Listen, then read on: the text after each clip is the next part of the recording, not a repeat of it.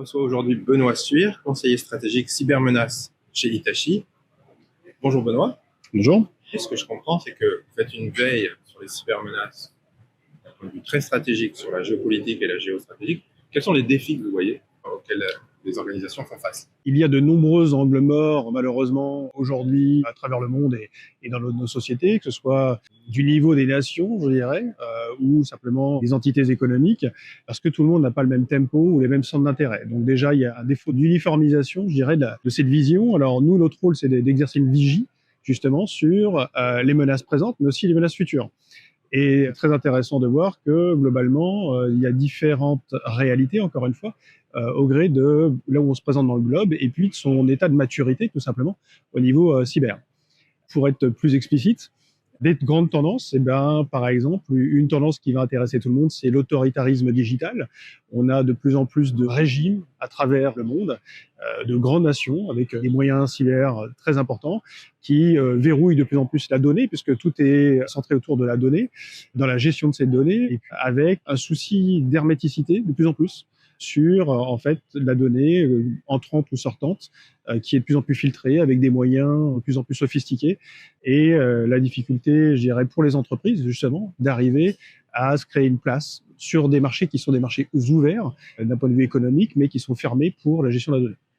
Alors, pour être plus clair et donner des exemples, on voit par exemple la Russie ou la Chine qui créent leur propre environnement, notamment Internet, tout simplement, ou même, qui est intéressant au niveau technologique, c'est tout le new space à travers le monde, la donnée qui est gérée dans l'espace et qui est un nouvel enjeu de conflictualité, où, encore une fois, ce qui est important, c'est la donnée.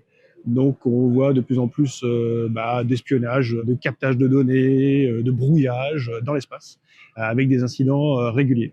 Donc, concrètement, c'est un peu comme qu'on a vu sous les mers ou sur Terre avec les câbles. On a vu que beaucoup de câbles étaient altérés dans différents endroits, avec des endroits qui étaient justement stratégiquement importants.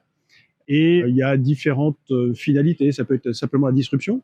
Vous savez qu'une fois que la donnée ne circule plus, c'est aussi des enjeux économiques, des enjeux stratégiques. Et il se passe la même chose en fait dans l'espace, mais personne n'en parle. Ça, c'est un angle mort.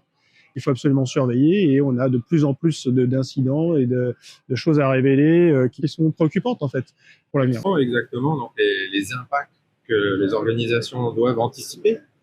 Si je comprends bien, en fait, les nations ou les blocs géographiques recréent en fait une forme de souveraineté et de souveraineté de la donnée. Alors qu'aujourd'hui, le monde global tourne parce que les données s'échangent entre les nations pour fluidifier, par exemple, le commerce international. Quels sont les risques opérationnels ou financiers auxquels les entreprises pourraient être soumises et qu'elles doivent anticiper? Et comment le faire? Quelles seraient les solutions en fait pour mieux les anticiper et les gérer? Alors pour mieux anticiper ces risques, je dirais qu'il y a l'anticipation, donc il faut absolument avoir une vigie, une veille stratégique pour justement, on sait que nos entreprises, plus elles sont grandes, plus elles ont du mal à manœuvrer, elles sont moins agiles tout simplement, donc il leur faut du temps. Et en fait, avoir une bonne vigie, ça permet de donner ce temps, ça permet d'avoir un cap et d'orienter ce cap pour justement pour donner au board le temps de prendre des décisions, puis d'implémenter et puis d'arriver jusqu'au niveau opérationnel. Ça, c'est la première chose. Pour aider à ça, la deuxième chose, c'est qu'il faut absolument partager l'information. Alors, il y a des plateformes d'échange, il faut des regroupements, et il faut absolument que les réalités de certains deviennent, je dirais, le savoir de tout le monde, qui soit partagé. En fait, dans simplement même l'intelligence, le renseignement, c'est le partage d'informations, mais qui a été auparavant affiné, trié, enfin voilà. Donc, la difficulté, c'est pas d'avoir l'information, c'est pas de voir les choses arriver, c'est d'arriver à faire monter cette information pour qu'elle soit suffisamment pertinente et stratégique pour que les boards puissent prendre les bonnes décisions. Excellent. Écoutez, merci Benoît.